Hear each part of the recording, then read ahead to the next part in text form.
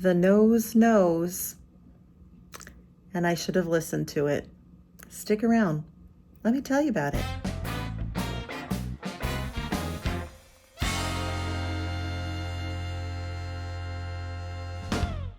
I used last year's seed starting mix sealed in a 5-gallon bucket, and all I've managed to grow is fungus. I'll have to start over. All right, I'm in my kitchen. Got some water boiling. And we're ready for round 2 of onion sowing. So here's the plan for round 2 of the seeds. I got a new bag of seed starter mix. This one is made with coconut coir and horticultural perlite, and it has a bit of feed in it. It says it feeds up to 3 months. And when I opened the bag, it had a yummy, fresh earth smell, not a musty, yucky smell. But what I'm doing is got a kettle on the boil right now, and we will be adding that to this as well, just as extra security. Finally, bubbles. So that boiling water will hopefully kill any problematic pathogens, fungus gnat, eggs, etc. Well, as I'm sitting here resowing these alliums, I'm thinking to myself, and I just should have known that when I opened that bucket of seed starting mix from last year and it had that musty odor, I should have just stopped. But it was snowy and cold outside, and I didn't want to trudge to the store, so I used it. I shouldn't have. When I opened this new bag up, it smelled good. It smelled earthy. It smelled like it should. So the last thing I need to sow here is some zabroon shallots. And I will be set. I'm going to cover the top of these with some vermiculite. But I'm kicking myself, The nose knows, and I should have just paid attention. I just wanted to stop for a moment and highlight these botanical interest seed packets. They are so jam-packed with information, front and back, on how to grow it. And then you can open it up, and inside there's some history of the zabroon. There's information on the optimal soil, watering, fertilizer, harvesting, common problems that can happen, and then, like a little bonus down at the bottom, a recipe for some shallot vinaigrette. How cool is that? This company is great. As long as I'm in the sewing mood, I am going to get in these little Jiffy Pete pellets some Utah Tall and Tango celery and my celeriac. This is the giant prog going. I got water on the boil, and we'll get those little pellets expanding. Well, dropped them in the boiling water, and they expand rapidly. These are so fun. Well, it was time for a trip up to Wisconsin, Door County, and I attended a Door County Seed Library seed packing event, and I delivered my 972 seed packets that I prepared for the giveaway. Well, while we were up there, I had to visit one of my favorite independent garden centers, and they did have a full complement of seeds out, and they do carry varieties that are not carried in other centers in the Chicagoland area, so I had fun picking out a few things. I also found this very interesting bioactive supercharger fertilizer that I'd never seen before. It's made from humates and kelp meal, and it provides nitrogen, potassium, calcium, and some other trace minerals. It also has some endomycorrhizal fungi, and basically it's a soluble powder that helps with nutrient uptake.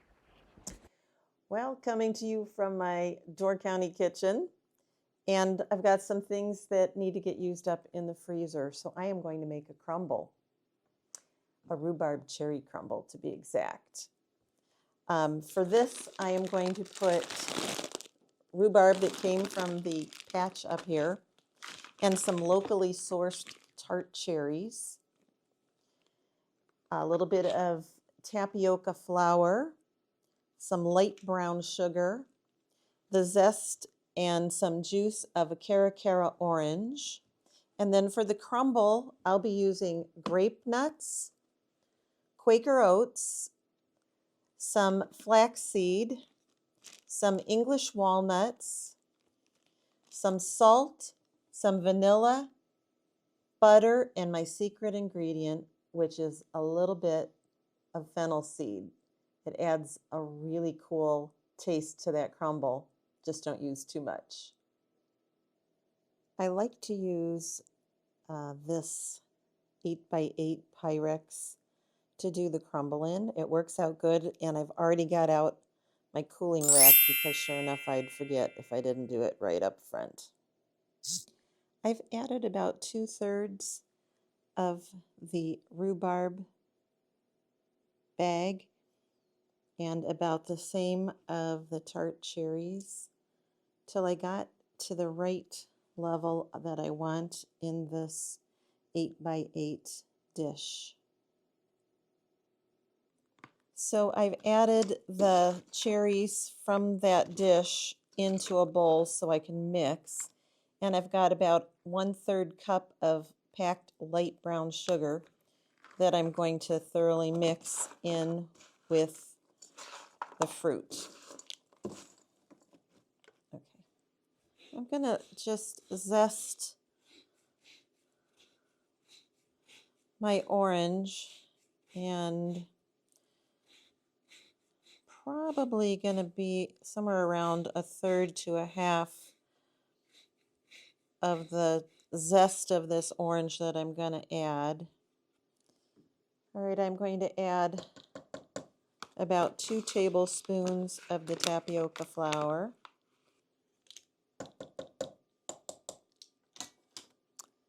Oh, about a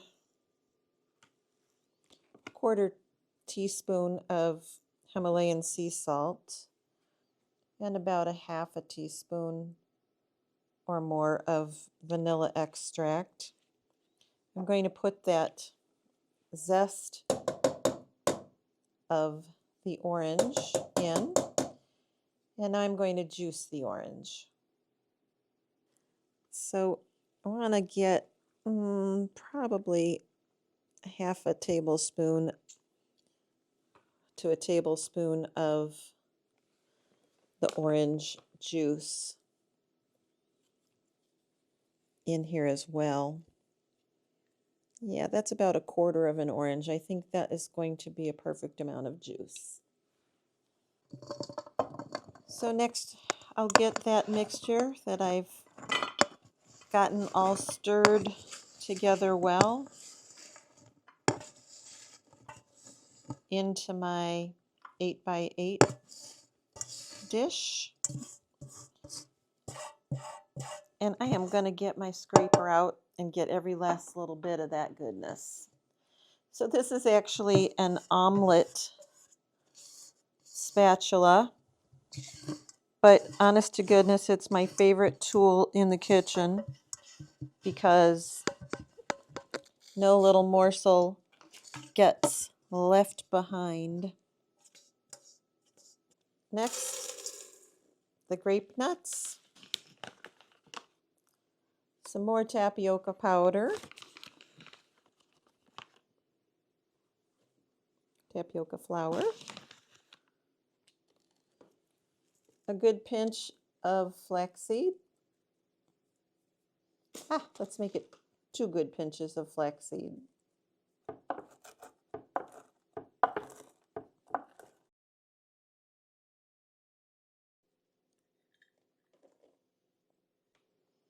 A loose half, a little bit of sea salt, Himalayan pink sea salt, a 1/3 cup of quick oats, 3 tablespoons of melted butter. And lastly, that secret ingredient, about a half a teaspoon of fennel seed.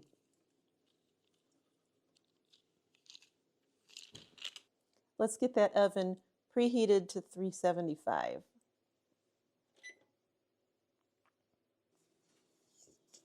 Well, the crumble came together nicely, but I did end up adding a bit more grape nuts, a bit more oats, and 3 more tablespoons of butter to get the consistency that I wanted.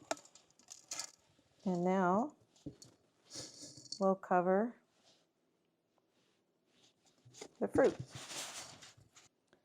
Let's get that crumble mix spread as evenly as we can. That looks mighty amazing. I did end up putting a tray to catch any bubble overs that might happen in. And now I'm going to add that to my 375-degree oven.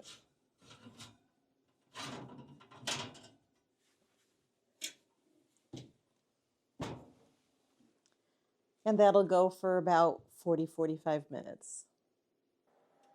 Well, the buzzer has gone off, so it should be ready. I'll check.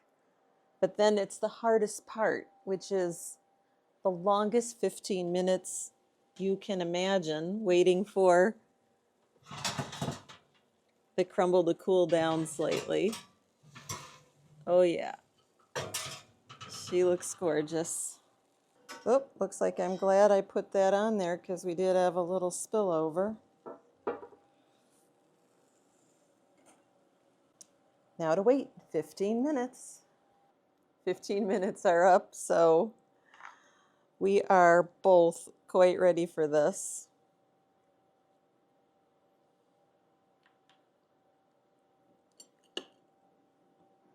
All right, let's give this a taste.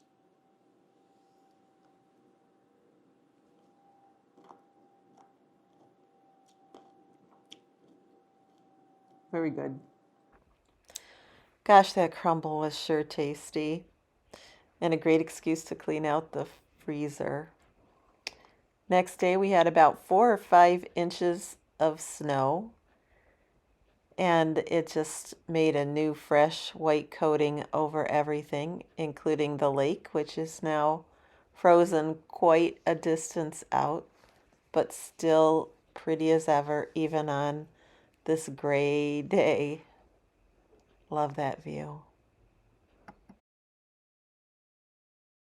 What did we learn?